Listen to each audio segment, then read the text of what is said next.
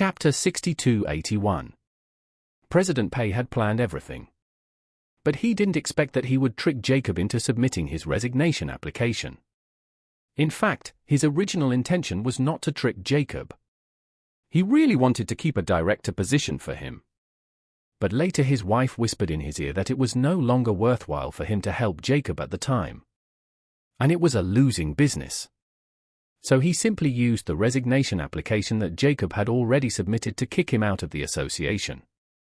In his original expectation, this matter would not have any other negative impact except causing Jacob's dissatisfaction with himself. After all, even Master Orville was too lazy to care about him. So what else did he have to worry about? However, he was just playing around and didn't expect that Master Orville could actually come back and punish him with the resignation application right away, which made him unable to cope with it. President Pei, who was extremely nervous, hurriedly defended himself. Master Wu, this matter is not what you imagined.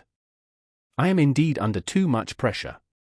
You should know that the incident that Jacob had with Irvin before had a very bad impact. Countless eyes were staring at me, waiting to see how I deal with it.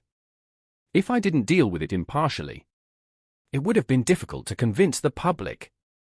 Orville said coldly, "Of course, there is no problem with impartiality.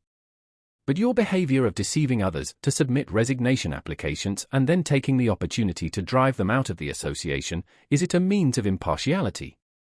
The so-called impartiality of your association is not so despicable." President Pei was speechless. He also knew very well that Orville's entry point for asking for punishment was perfect.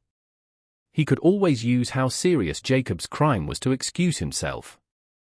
But no matter how he excused himself, the resignation application could not be explained away. At this moment, he couldn't help but curse his wife in his heart. This prodigal woman is getting smarter and self-righteous every day. If she hadn't given me this bad idea, I would definitely still protect Jacob.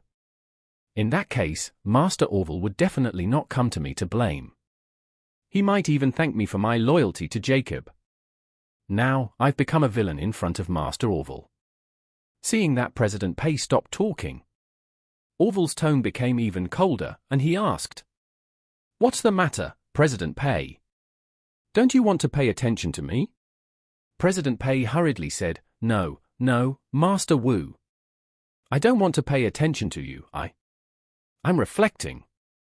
Having said that, President Pei sighed and said devoutly, "Master Wu, I was indeed wrong in this matter. Please give me a chance and let me try my best to make up for it." Orville asked him, "I remember that your association's official account has already released the news of his resignation. What can you do to make up for it now? Tell me first." President Pei explained, "Master Wu, our official account has indeed posted the news. But Jacob hasn't come back to handle the resignation procedures yet. I will call the vice presidents in the association to have a good chat and find ways to get them to nod their heads. Cancel Jacob's resignation application and let him come back." Orville asked again, "How confident are you?" This, President Pei wiped his sweat and explained, "Master Wu, I can't guarantee you 100%. But I will definitely do my best to promote this matter. I don't think the problem should be too big." Orville asked again, "What position are you going to give Mr. Wilson?" President Pei sighed and said, "Master Wu, I won't hide it from you. I really can't give the position of executive vice president to him. Because when he got into trouble before, this position had already been taken by the vice president below. If I let him give up his position now, and give it to Jacob, he might make a fuss to the provincial government." Orville said, "Although you handled this matter very unfairly, I will not make it too difficult for you. I will not ask you to reassign Mr. Wilson to the position of executive vice president. But you must at least find him a middle-level management position. In addition, I hope you can find an opportunity to express your apology to Mr. Wilson in person. You handled the matter so ungently, and it is essential to apologize in person." Okay. I will definitely do it." President Pei dared not say a word to Orville, and could only agree.